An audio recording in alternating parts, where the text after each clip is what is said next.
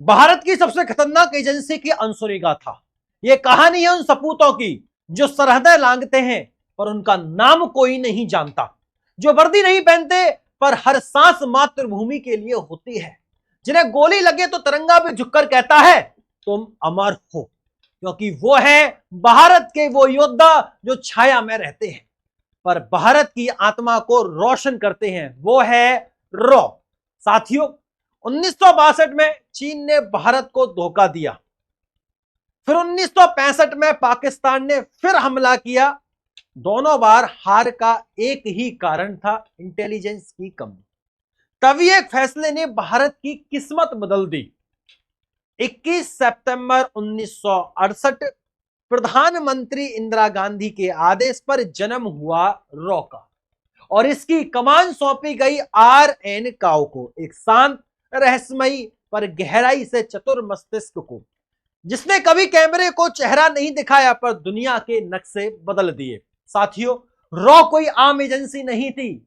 ये ना संसद में रिपोर्ट करती थी, ना जनता को जवाब देती थी। इसका बजट भी गुप्त और इसका मिशन भी गुमनाम, क्योंकि ये संगठन नहीं, एक साया था जो देश की रक्षा करता था, हर उस जगह से जहां कोई देख नहीं सकता।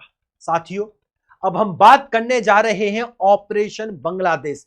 एक देश बना दिया रॉ ने। 1971 में पाकिस्तान ने पूर्वी बंगाल में नरसंहार शुरू किया। रॉ ने वहां एक सेना खड़ी कर दी, मुक्ति वाहिनी, हथियार दिए, ट्रेनिंग दी, रणनीति सिखाई और फिर दुनिया ने देखा एक नया देश, बांग्लादेश। यह सिर्फ युद्ध नहीं था, यह रॉ का वो ऑपरेशन था जिसने इतिहास की दिशा बदल दी। रॉ ने पाकिस्तान को घुटनों पर ला दिया साथियों, और भारत की ताकत को अमर बना दिया। फिर शुरुआत होती है रॉ की पोखरण पर, जब CIA रह गई पीछे। ध्यान दीजिएगा साथियों, अमेरिका की CIA हर कदम पर भारत की जासूसी कर रही थी, पर रॉ ने ऑपरेशन को इस तरह छुपाया कि 1974 में जब पोखरण में परमाणु परीक्षण हुआ तो दुनिया की आंखें फटी की फटी रह गईं, CIA की आंखें खुली की खुली रह गईं, पर भारत ने अपनी ताकत दिखा दी, बिना बताए, बिना डरे। फिर इसके बाद एक खौफनाक चीज आती है, ब्लैक टाइगर। साथियों, पाकिस्तान की सेना में भारत का सपूत, उसका नाम था रविंदर कौशिक, एक ऐसा योद्धा जो पाकिस्तान की सेना में शामिल हुआ। नया नाम नवी अहमद साखिर, पर हर सांस हिंदुस्तान के लिए जी। हर रात वायरलेस से भारत को दुश्मन की खबर देता रहा। जब पकड़ा गया तो मुल्तान की जेल में सड़ता रहा, पर आखिरी सांस तक कहा मैं भारत माता का बेटा हूं। इंदिरा गांधी ने उन्हें दिया था ब्लैक टाइगर का खिताब। जिसने दुश्मन की वर्दी में भी भारत की रक्षा की, उसे अपने देश ने कभी शहीद भी नहीं कहा, क्योंकि वो रॉ का सच्चा सिपाही था, गुमनाम मगर अमर। फिर शुरू होता है ऑपरेशन मेघदूत, सियाचिन पर तिरंगा। ध्यान दीजिएगा साथियों, 1984 में रॉ ने समय रहते प्लान पकड़ा। पाकिस्तान सियाचिन पर कब्जा करने वाला था। रॉ ने तुरंत सेना को जानकारी दी और भारतीय सैनिकों के दुश्मन से पहले तिरंगा लहरा दिया। यह सिर्फ हिमालय की चोटी नहीं थी, ये रॉ की तेज नजर और सेना की वीरता का संगम था।